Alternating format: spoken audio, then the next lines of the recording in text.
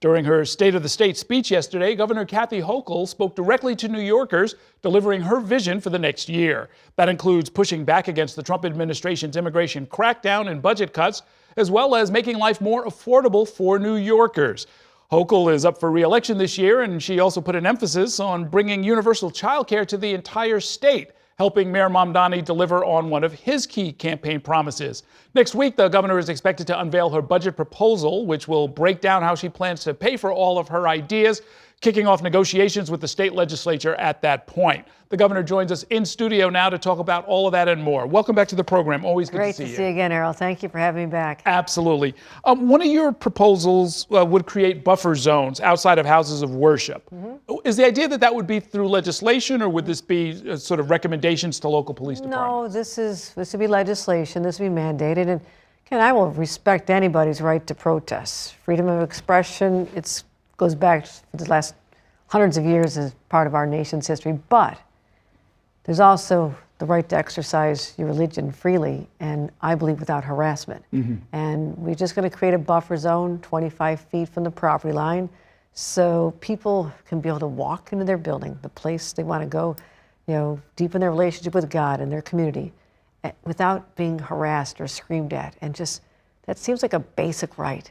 And it's not happening in many areas of our city right now in our state. And that's what I want to stand up against. I mean, let's just be more civil to each other. And if I have to have laws to make that happen, then that's exactly what we'll do. As we discovered with cannabis regulations, it matters whether you're saying the front door or the property line. The property line could be the parking lot somewhere, right? That's why I was clear on which it was after the cannabis experience. Exactly right. And by the way, might there be a constitutional issue here? My friends from the Civil Liberties Union, I can hear them already preparing their briefs. You can have protest zones. You can have identified areas. When it comes to, even dealing with protests against ICE, I mean, what I want to do is ensure that we have areas that literally the city and I will protect your right to protest, yes. Your right to free speech, yes. But it does not convey to the right to stop people from exercising their rights to practice their religion. So there's a boundary there. On the question of ICE, is there state legislation you would consider? You certainly mentioned all of this yesterday, pushing back against the deportation campaign of the Trump administration. Is there a possibility of legislation that would prohibit the wearing of masks? That in particular seems to really jar a lot of Americans, a lot of New Yorkers, seeing people who are completely anonymous rushing around, grabbing people, throwing them into unmarked cars and so forth. It is abhorrent what we're seeing. And they're intended to intimidate people. When I was at 26 Federal Plaza trying to secure the release of Brad Lander when he was taken away for supporting families there, I had a long conversation with some of the ICE agents, and I said, why do you have to wear the masks? They seem so intimidating to people. And they said, because they're being doxxed and harassed. And I said, but I've got FBI agents, I've got police officers and state police all over the state who are out there on the front lines, and they're not doing this either. They don't think they need to. So this is another level. Banning masks for federal law enforcement is something that I would love to have effectuated, except that we don't have the ability to do that. I can do that for state police and law enforcement in New York, but we don't have to because they don't do that. They're not out there trying to intimidate the community. They're trying to create a relationship and a bond of trust with the community. So I'll do whatever I can. And well, you mentioned in the speech yesterday that some specific categories. I think you said houses of worship, hospitals, daycare centers. Yeah, separate from the mask, which I would like to do, but I don't believe we have the authority. But I'm willing to try anything. But we're saying there's sensitive locations that you cannot go into as an ICE agent looking for people, looking for children in schools or in a daycare center or their parents or at a hospital or places of worship. Those have to be protected zones. We call them sensitive areas. But if you have to go in there, you better show us. Signed by a judge, a judicial order showing you've got proof that a crime has been committed or there's someone who's done something violent or egregious. We will work in those cases together. I have long said that. That's what we do in New York.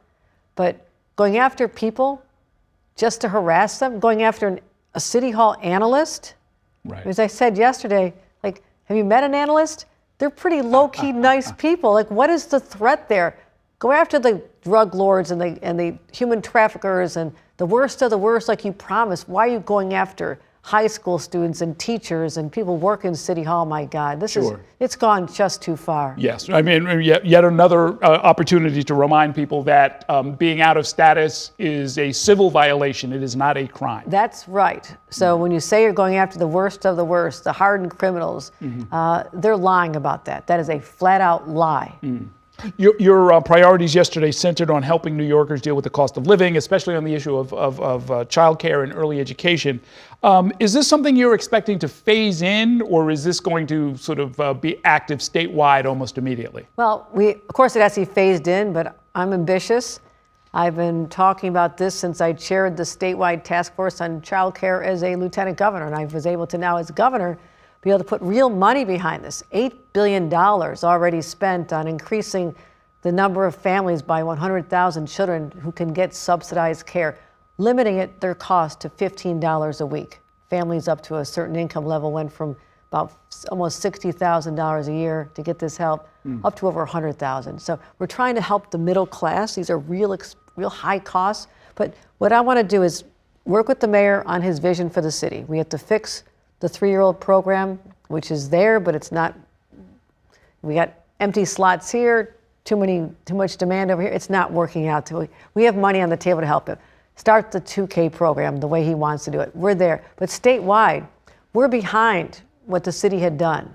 And I want to make sure that every single 4-year-old in the state of New York, by 2028, and that's almost tomorrow, will have access to quality early childhood education and child care. So that's my first phase. I was in Poughkeepsie just a few hours ago talking about a plan to have pilots where we're helping newborns up to 3-year-olds. We're going to start in Dutchess County. We're going to go to Broome County. We're going to head over to Monroe County and try to get the state to catch up to where the city is in terms of the early childhood education as well. So we're hitting it from a lot of different areas, and also increasing our vouchers. Is New York out front on this? Is there some other state that has done more of this? Because this really is kind of new territory in a lot of ways. This is a lot. I will give credit to my friend, the governor of New Mexico, who announced just a few months ago that they have statewide universal child care. And she talks about how they fund this. They fund it because they have higher than expected receipts from oil and gas drilling. Aha. So just want to say that they're dedicating their money toward that. And so they're ahead of us, smaller state, but no state the scale of New York is taking on something this essential, but something that should have been done long ago, as we've been trying to. I announced universal child care a year ago in my State of the State, and that's why we put $100 million toward building more buildings and training more people and giving bonuses to the workers so they stay on the job. We've been hitting this from all fronts, but I'm real excited about really taking the next leap for the city as well as the rest of state. Governor, in your speech yesterday, it sounded like you're in some ways on the same page with Mayor Mamdani on a lot of different issues, although you didn't mention the free buses, fast and free buses. You did sort of describe something different, which is maybe stepping on the gas when it comes to some of the big infrastructure transit projects, like extending the Second Avenue subway. Do you think of that as sort of a better use of time and resources than paying for the rides? You know, there's upwards of $1 billion that would be lost if we did it the way he's proposing right now. But again, anything can be scaled up. And I want you to know this is not a no.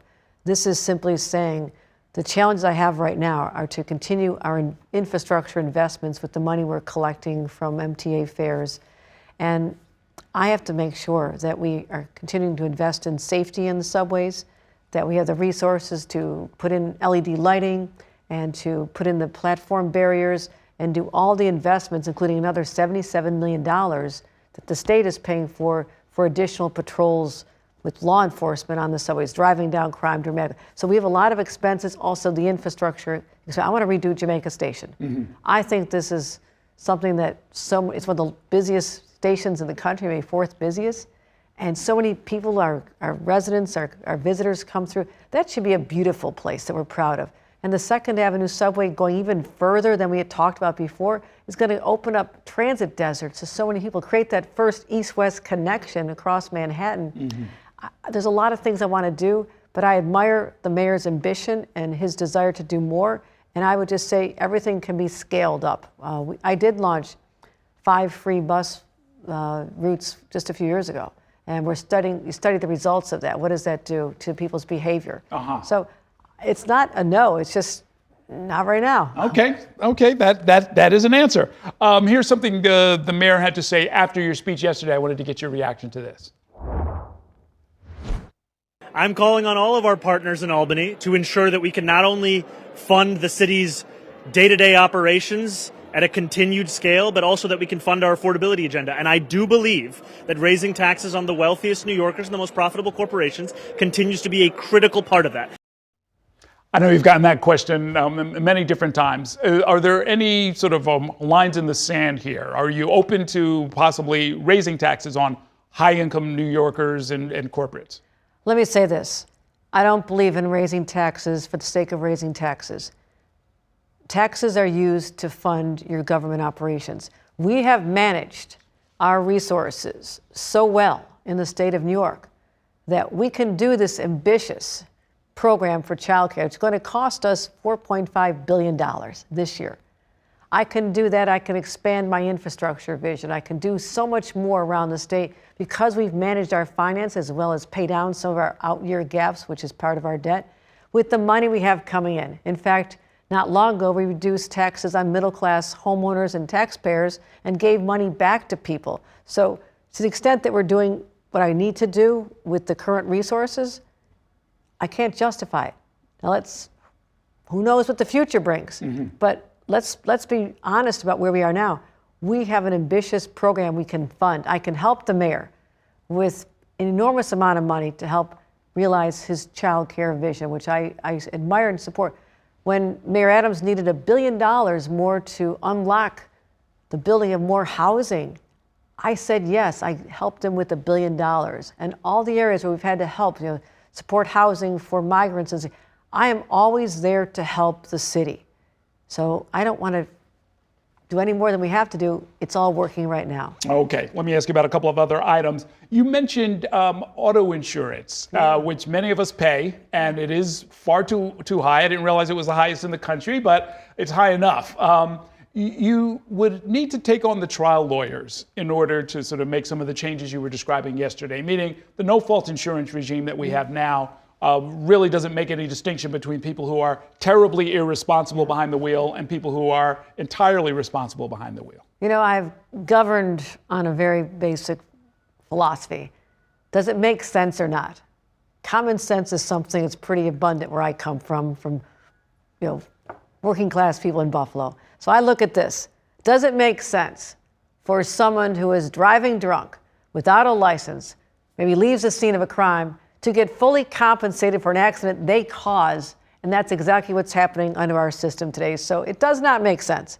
And why are we all paying the highest rates in the nation? $4,000, $1,500 higher than the national average. I need that money back in New Yorkers' pockets. It's not how they're driving, it's how the system is set up to reward those who've abused the system. Also, all those who are committing fraud, or the doctors who are fraudulently claiming that someone's injuries are more excessive than they are, or those who stage accidents. All this is going on, and it's driving up our costs. And as the leader of this state, I have to say no more. How do you make an intervention there?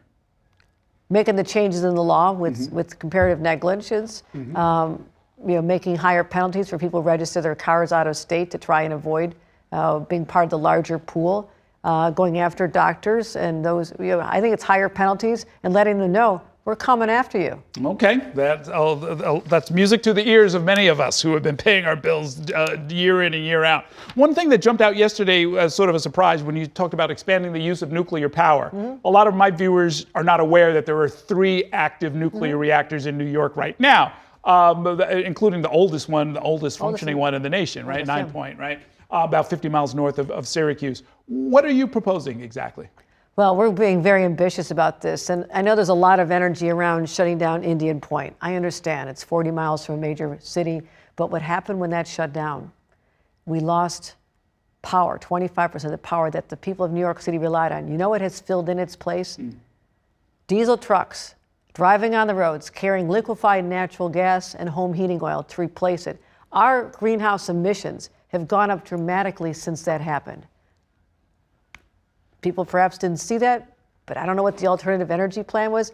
I have to lean hard into our energy future. I have to be the governor who steps up and say, 10 or 20 years from now, I have to keep this going. But what scared me the most, last summer when we had a long heat wave, we were this close to having blackouts here in New York City, this close.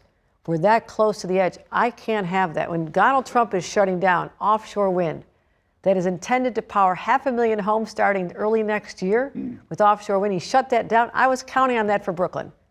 I love those projects. Shut that down. Stop the subsidies for wind on land and also for solar. Where are we going to go from here? So nuclear, it's not your grandfather or your grandmother's nuclear. It's very different. Small modular reactors, large capacity, and we do have at least 25, 30% of upstate already powered by nuclear. So I know there's a lot of fear around it. I grew up at the same time as 3 Mile Island and a lot of those horror stories, but the safety around these with the newer technology is quite extraordinary. I wouldn't let anything happen if I didn't think it was safe for New Yorkers. Okay. In our last minute, let's talk a little bit of politics. Your Lieutenant Governor, Antonio Delgado, is running against you in the June Democratic primary. It'll be here before you know it. How has he done as your lieutenant? And this is an unprecedented situation. I guess I'd just love to get your impressions of it. No, and I don't spend a lot of time thinking about it. You know, it's not like there was a big loss when he stopped working a year ago, just campaigning now for a solid year. So that's all right. I mean, I've got to run the state. When do you pick a new running mate? At the convention, February 6th, we'll announce that. So. Okay. So a lot of people want to do it. I've been really preoccupied with dealing with over 800 bills that had to be done by the end of the year and working on our state of the state and now the budget. So I'll get back to the politics, but I feel really confident that the record we have to run on, in addition to my vision for the future, is right where New Yorkers are. This is something that, no one can say she's gone too left, she's gone too right, because I am who I've always been. And I just put New York families first. Who you are, among other things, is a former member of Congress. And I know you keep an eye on the congressional races here throughout the state. Any districts you're looking at in particular? Oh, yeah. Mike Lawler's, Elise Stefanik's, and also keeping the ones we won. I worked very hard to raise money into the state party. I funded 42 field offices and hired 100 staff to help our congressional candidates just 2 years ago. I'm going to repeat that effort because the way I can help protect New York State is to have a firewall against Donald Trump. And that means at least the House, but I'm with Chuck Schumer that we have an opportunity to win back the Senate because Americans have had it. They had no idea it'd be this bad, and the Republican enablers who are letting this happen, when they have the power to stop Donald Trump and they refuse, they have to own this. And I'm going to make sure they wear it. So that's what next year's campaign will be about as well. Okay. This year's campaign. Before I let you go, where are you going to be watching your Buffalo Bills in the playoffs on Saturday? Right here in New York City. I have many favorite Buffalo Bills bars, and I look forward to a big win. You got any bets going with your counterpart? No, we don't jinx it. We just wait for the Super Bowl. I'll bet on the Super Bowl. Good enough. Best of luck with that. Thanks a whole lot for coming by. Great talking with you. Always good to see you.